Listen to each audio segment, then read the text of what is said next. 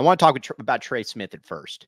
Tre Smith to me is the linchpin of this defense for this season. I know what I've got with a variety of other players. I know what I've got with Jacob Manu. I know what I've got with the secondary I need Tre Smith to be a terror. Again, I don't need him to be a first round pick, but I need Tre Smith to be consistently in the backfield pretty much every single game like he's been in practice, Sheer.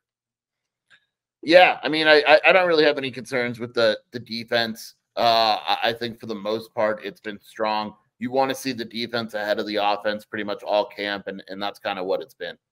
Now, all right, so let's talk about Tre Smith. What are your expectations for Tre Smith this season? He's good, right? It's not like a San Jose State good. I think it's going to translate.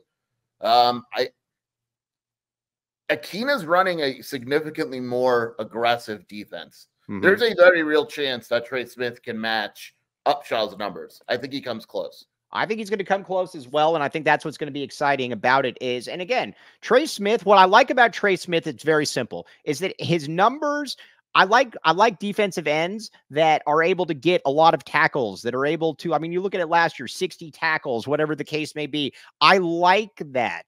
Because it shows me that you are active. I'm a little bit more concerned about the guys that just kind of stumble into sacks.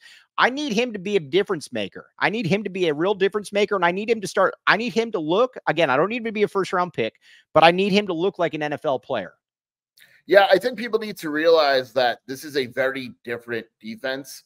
Like, for instance, and I'm not dissing or anything, like Bill Norton had how many tackles last year? Like 15, right? Right. Because that's just the way the defense was. It was hold your ground and all that. You take a look at San Jose State, even though it wasn't run by Akina, Joe Sumalo was the defensive line coach. Your third leading tackler was Tre Smith. Your fifth leading tackler was the other defensive lineman, right? Right. So the defensive ends in this defense are going to pick up numbers. I mean, Smith had 67 tackles and 6.5 sacks, and the other D lineman, Noah Lavallo, had 49 tackles and 4 sacks. Like, that's the way this defensive line is going to be. They're going to put up significantly better numbers than last season. I'm all right. I'm going to ask you this. In 2 seasons, just like I asked Lev, in 2 seasons, is Tre Smith in the NFL? I think he can make a roster. I don't know if he's not going to be like a third-round draft pick or anything, but I think someone takes a flyer on him. I like him. Do you remember the name? Were you following Arizona football at the time when Copeland Bryan was here? Yeah. Could he be a Copeland Bryan type? He got drafted by the Titans, right? The Titans, yeah, exactly. That was good. That was good. Sure. Yeah, why not? Okay. But Trace, now let's talk about Ty. Mr. Kobe Thiel, the great Kobe Thiel says, and the prodigious Kobe Thiel also said that Ty, I love Ty. As long as he stays healthy, I think that he is going to, I think he is as one guy on the staff told me, he's relentless. He might not have the most physical gifts in the world, but if he's my starting D end and he doesn't get hurt, I feel more than okay about it, Skier. Yeah, he's good. I have no concerns. I have no concerns with the starting defensive ends. It's the other ones I am a little bit more concerned about. Okay, so let's talk about those other ones. So Portland Timbers on your board, who knows a lot and is generally able to find out which kids are already in class. I still don't know how he does that, but it's a very good skill.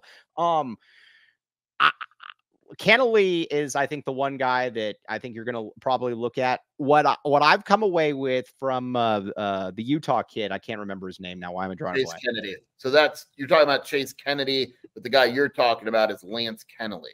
Lance Kennelly, the kid from Stanford, is the one I'm talking about. He's good. At least I don't know if he's good, but he has at least looked good. He has at least looked good. The problem with the Utah guy is that he's literally like 209 pounds. That's an issue. Yeah. I mean, he's listed at 220. I'm not even sure he's 220, to be honest. It's there's going to be questions. I'm just going to like Stanley Taufu from USC is decent. I think Keanu Mailoto has had a strong camp. The outside is kind of a concern. Like in an ideal world, I want Cyrus Durham to be better. Lance Kennelly will have good days and then days where you don't even notice them. That to me is one of the biggest question marks is the depth of the defensive line. Outside, inside, I think they're fine. I had no clue how thin he was though until I saw him up. I mean, he's And I've asked you this question, and it's the fact that we can discuss it and not know kind of tells us everything. He might be skinnier than our guy Russell Davis was.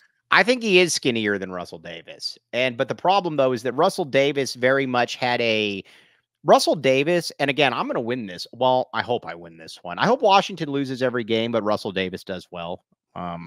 Is that I don't know. I just really like the family. But either way, with Russell Davis, though, you could tell there were flashes when you're like, whoa, there's a lot to work with there. Now, again, there were flashes. They weren't, sustained.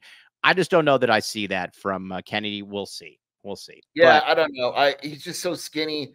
But again, like maybe it works because they're more aggressive. And you say, well, he's going to be faster than the majority of tackles that he goes against. So we'll see. We all silly like the mayor.